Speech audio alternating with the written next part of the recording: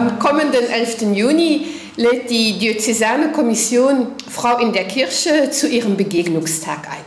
Das Thema dieses Tages: getauft, gefirmt, berufen, gesendet, verantwortlich, Ausrufezeichen, Fragezeichen.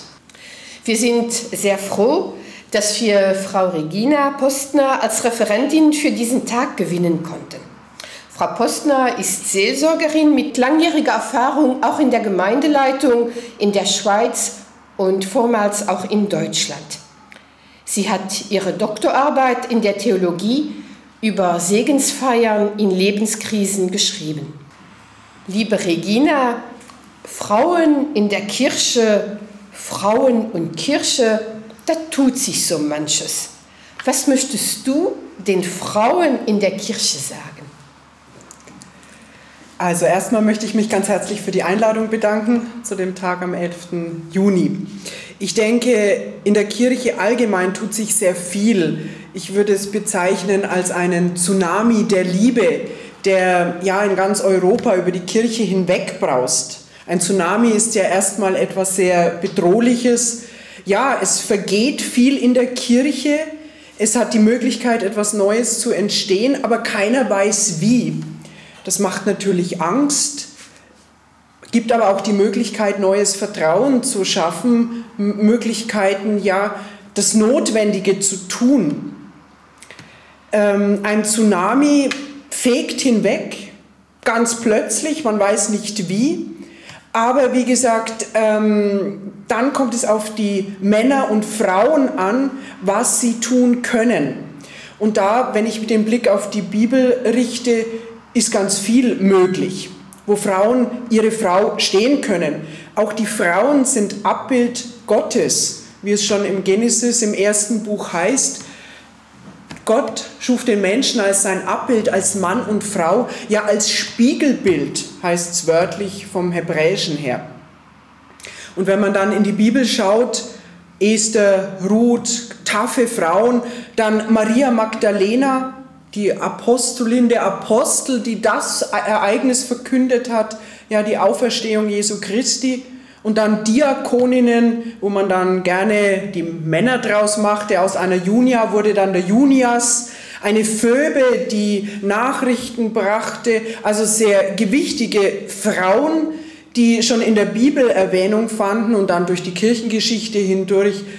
Teresa von Avila, Katharina von Siena, Clara von Assisi oder Mechthild von Magdeburg. Also gestandene Frauen, die ihr Leben gelebt haben, ihren Glauben gelebt und gestaltet haben, trotz aller Widerstände.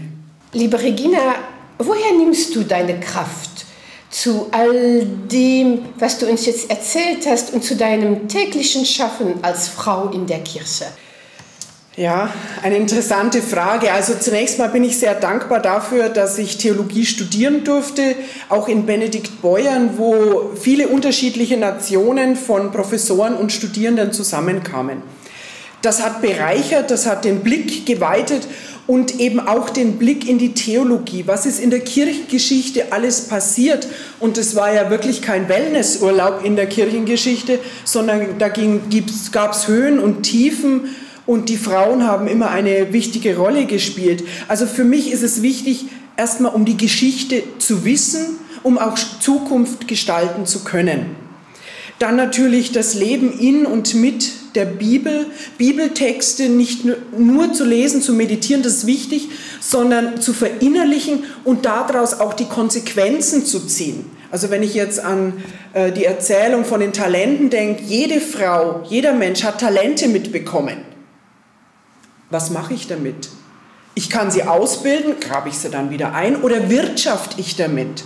Nehme ich die Talente, die Geschenke Gottes, die ich bekommen habe, auch ernst und teile sie mit anderen, teile sie mit der Kirche und bringe auch meine Fähigkeiten mit ein. Ganz wichtig ist für mich auch die Gottesbeziehung, Leben aus einer Gottesbeziehung, aus einer Stille, aus einem inneren Gebet heraus, ja, aus einer Mystik, die nicht nur im stillen Kämmerlein ist, sondern Mystik ist immer auch politisch, hat eine politische Dimension, sich dann hinzustellen und ja, das Erfahrene im Gebet auch Wirklichkeit werden zu lassen. Dafür gerade zu stehen, dafür auch manche Prügel und Schläge einzustecken, das gehört halt auch dazu. Aber immer im Wissen um diese Gottesbeziehung und im Wissen, dass Gott mich liebt, als Getaufte, als Gefirmte die Frau zu stehen und immer wieder neu anzufangen. Trotzdem, dass man fällt, dass man scheitert, das gehört zu jedem Menschsein dazu. Dann, was natürlich auch noch dazu kommt, man darf den Humor nicht verlieren. Also ohne Humor in der Kirche geht es nicht.